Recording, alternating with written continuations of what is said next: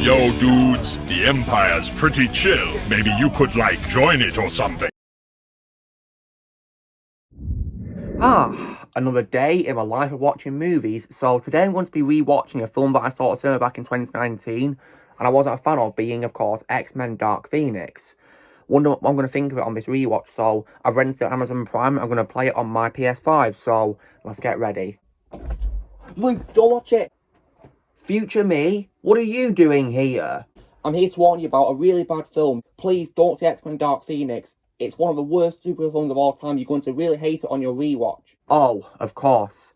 You're here to warn me about watching a bad film, aren't you? Well, in that case, I'm going to have to then give you my PS5 controller. Thank you very much, Luke. You're doing the right thing by not watching this film. Please, for your own sake, please do not see it. You're doing the right thing giving me your controller. I tricked him once again because, despite giving my PS5 controller to him, I can control my PS5 with my TV remote. Haha. So, now I can get on with watching the film. So, 3, 2, 1, let's do this.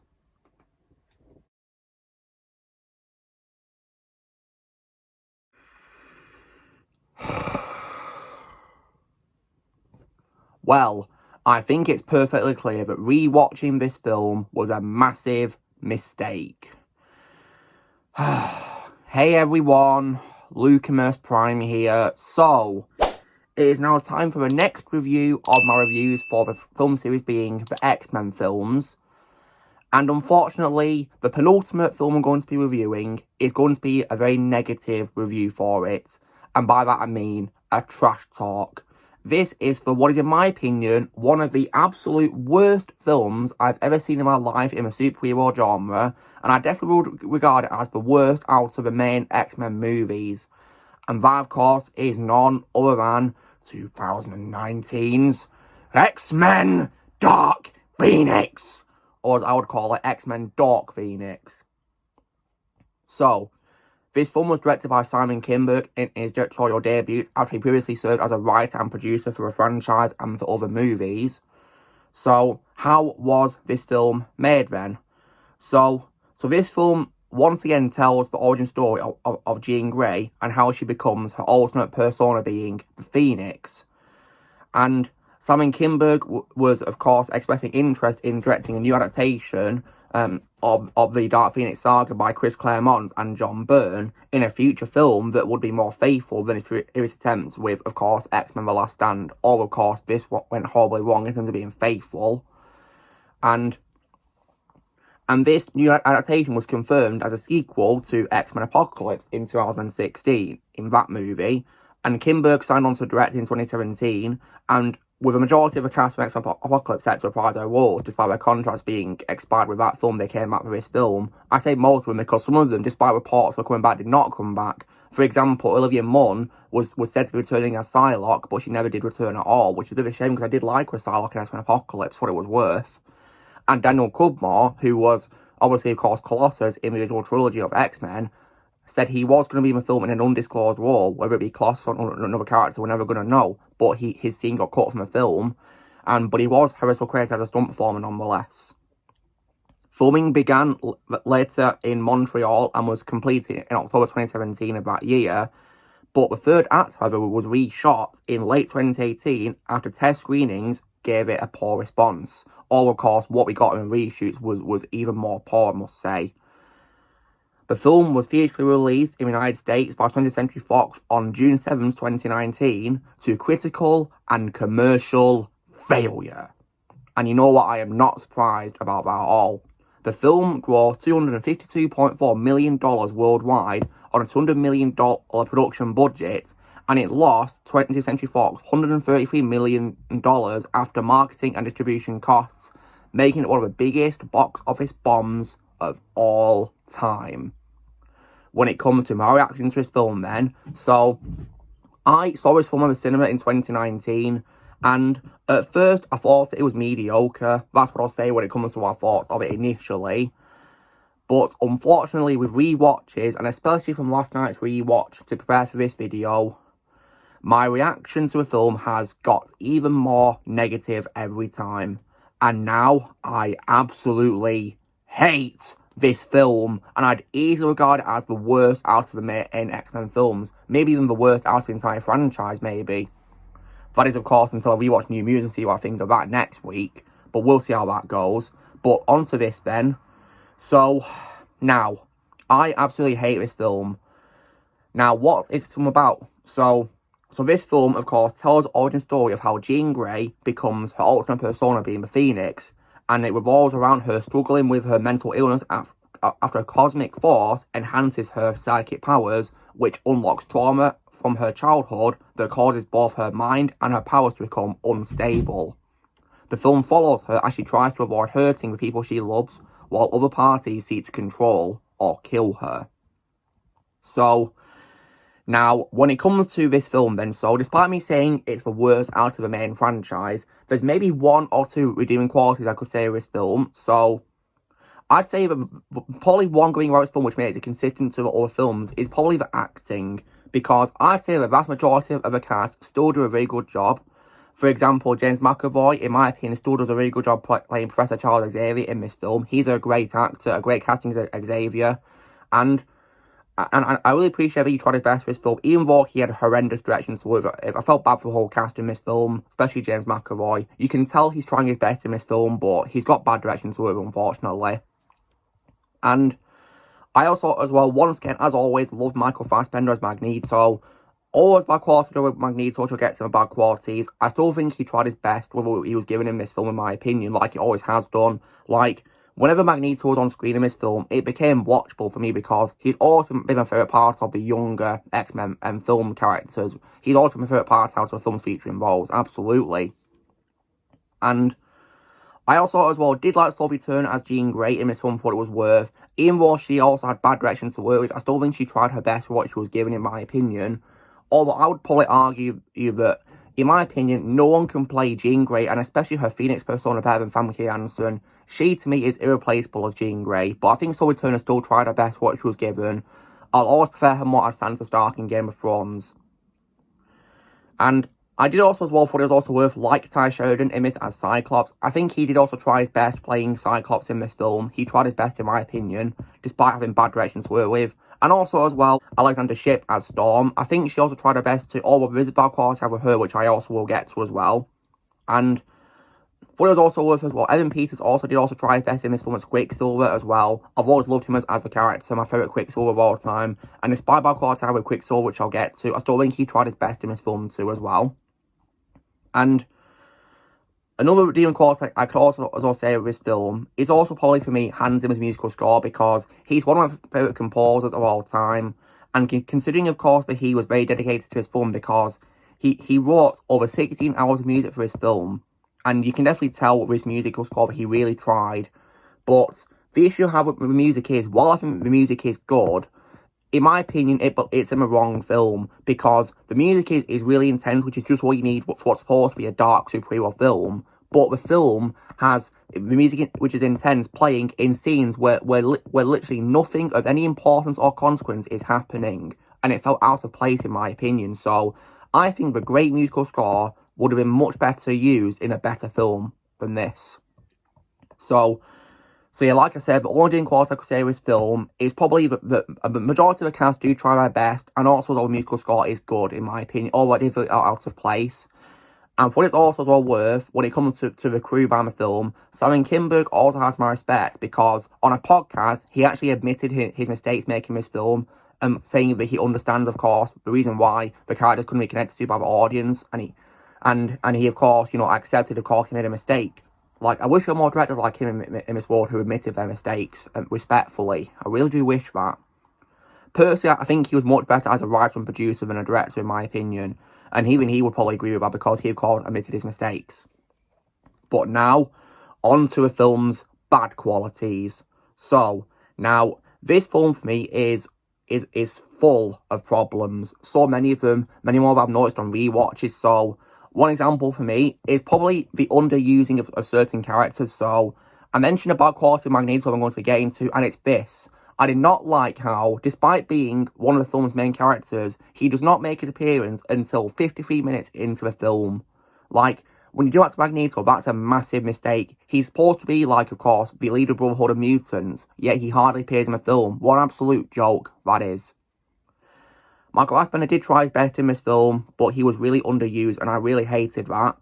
This also as well applies to Storm, because her role was also really reduced too, and I don't know why we did that. Like, you give us Storm in X-Men Apocalypse, and then in the next one you underuse her. Are you having a laugh? That's just so stupid. In addition to that as well, when it comes to Quicksilver in this film, while I liked Evan Peters once again in the role, I really hate how he was also underused, and also as well knocked out of commission for most of the film after, of course, he is with the X-Men trying to stop Jean Grey, of course, from unleashing her Dark Phoenix powers on the suburbs that she lived in her childhood. Like, she knocks him out of commission, and it was pathetically done in my opinion. Like, how could you have to Quicksilver who's supposed to be really fast? That was just so dumb. And there's also a big missed opportunity with this film, because the film takes place in 1992, right? So I was really hoping Quicksilver would get to have a running scene to 90s era music, but it never happened, which I feel was a massive mistake that the film didn't include. Massive. And when it comes to other characters as well, I feel this film also, to me, makes several characters really unlikable. The worst offender for me is Mystique. I'd say this film is where she's at her worst, because, and it doesn't even help us all, but Jennifer Lawrence is literally just like Mystique in real life as well, because the character in this film is just a woke Karen, and that's just what she is.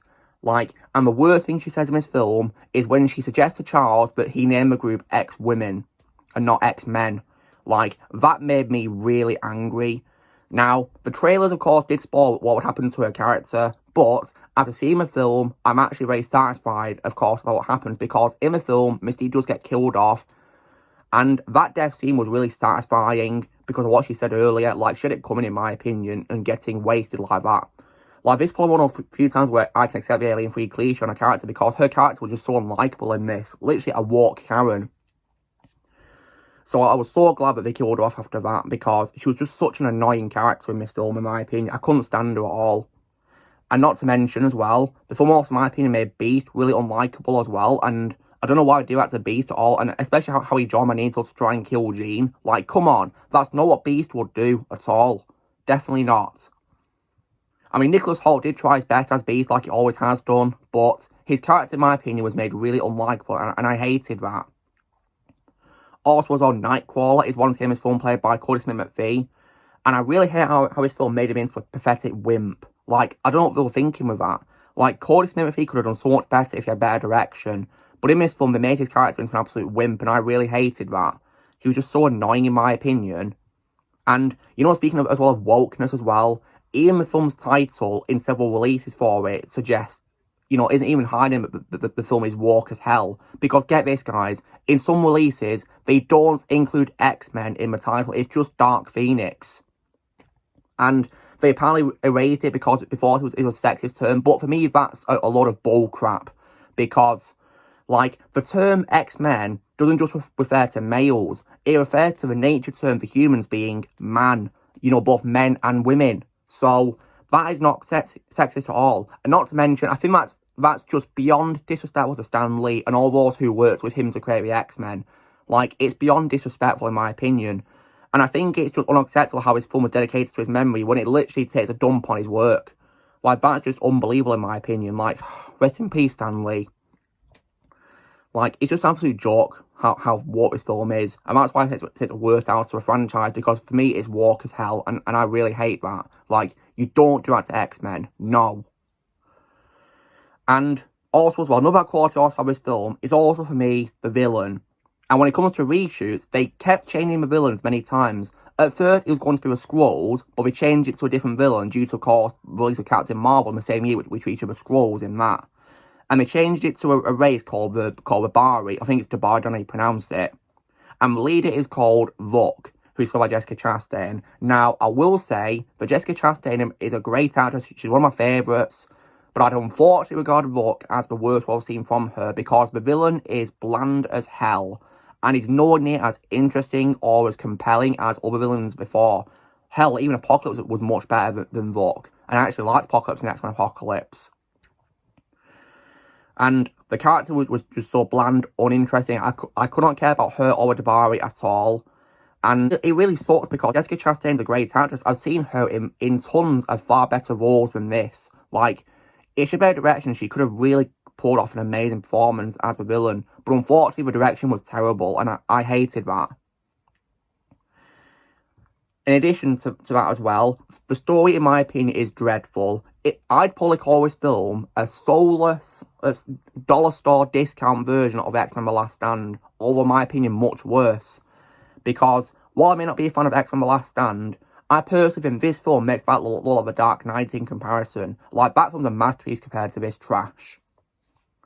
Like, for example, it actually has likeable characters, and also, as well, for what it's also worth, more action too. Hell, even though I hate X-Men Origins Wolverine, I'm not going to deny that, at least that film had more action than this, certainly, even though those action scenes were bad.